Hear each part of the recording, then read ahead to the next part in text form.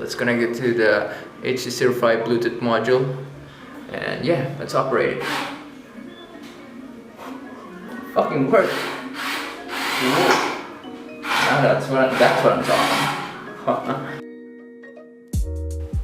Hi, my name is Juvy. For the past few days, I'm really bored. I don't know what to do. It's just life is so kind of bland. Wait, I know electronics. I know coding. So I said, how about we build a robot? I have all the materials. So yeah, I built a robot. Do you have that feeling that you want to do something greater in your life? Like you want to do something for yourself, but you just can't do it because you're afraid of other people's opinion on you. You're afraid of other people's judgment and what they think of you.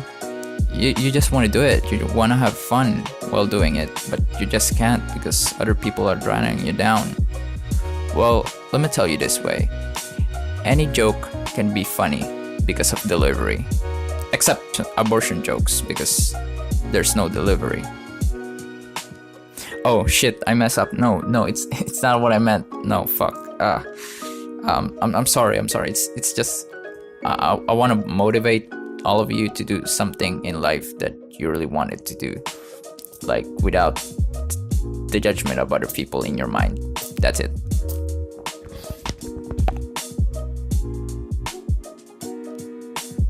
So as you can see, it has a German flag turn pattern, and mounted to it is two DC motors rated 6 to 12 volts.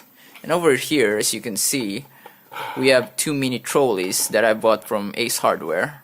They're relatively cheap. This is where the main compartment is hidden. We have a L298 motor driver, Arduino Uno. It acts as the brain of the robot, and right over here is the 18650 battery. I connected it.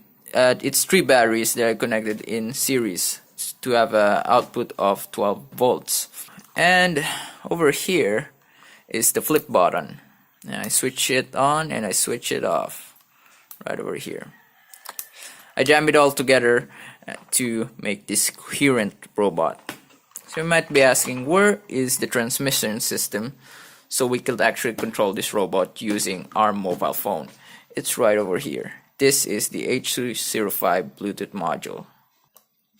So yeah, we could actually test this now to see the output. So right now we're going to connect our mobile phone to the device right now using the app I made with MIT App Inventor. Let's connect it. It's right over here. Let's connect it to the HC05 Bluetooth module, and yeah, let's operate it. Fucking work. Now that's what I'm talking.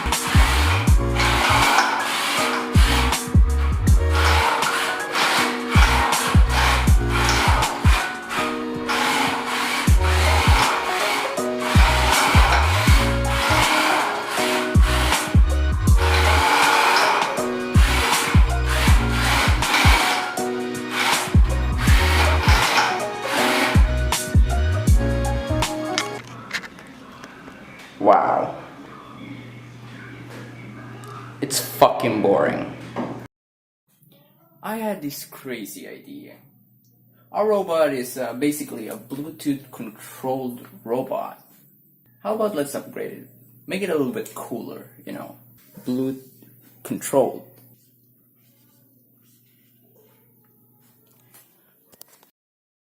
Jihad. Bluetooth Jihad robot.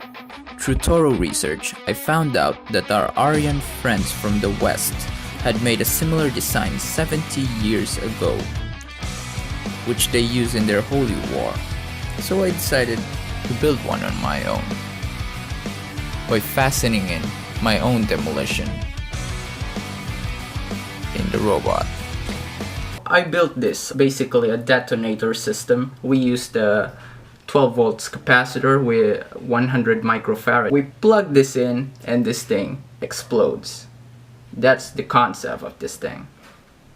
Which actually, this is not how a capacitor is being used. Of course, you're wasting capacitor if you're using it in this particular manner.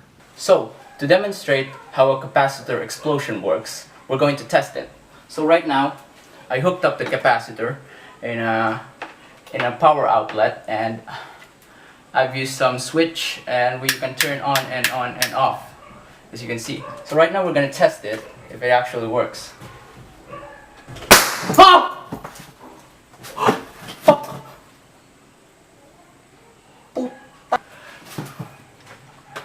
Bobo, naka-on. So kids, never try this at home. This is actually dangerous. I forgot the switch that it's on. So that's what happens if a capacitor explodes. So I made my own demo charges using the capacitor, and this is the finished product that I've made. The design is based on this illustration. We'll be having a 100 microfarad capacitor on the base, and next to it will be the Armstrong mixture, the phosphorus mixture that we made, and also next to it will be the shrapnel. This functions in a way that we will insert 220 volts AC into the capacitor, which in turn, of course, as you can see, it'll explode. And once it explodes, it'll make a chain reaction with the Armstrong mixture, blasting it off. So once it blasts off, it'll also blast off the shrapnels. You don't want to get hit by them. You don't want to get hit right in the face or in the eyes, because those shrapnels are traveling in high velocities. So we have everything now set up. Right over here will be our test targets. A few plastic balls and one can. And right over there is the robot. We already rigged the robot with the demo charge in the front of it, and it's rigged over a wiring with a board. So of course, safety is #1 priority. We don't want to get hit by shrapnels flying right into our eyes. And we have our switch right over here, and it is directly connected to a power outlet there, so we can actually manually turn it on to actually detonate this thing. I might set up this camera somewhere far. So yeah, let's see if it actually works. It is my purpose.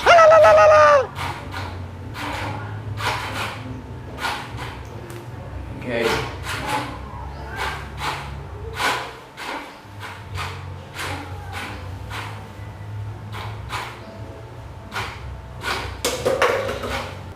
Detonating explosive. 3, 2, 1.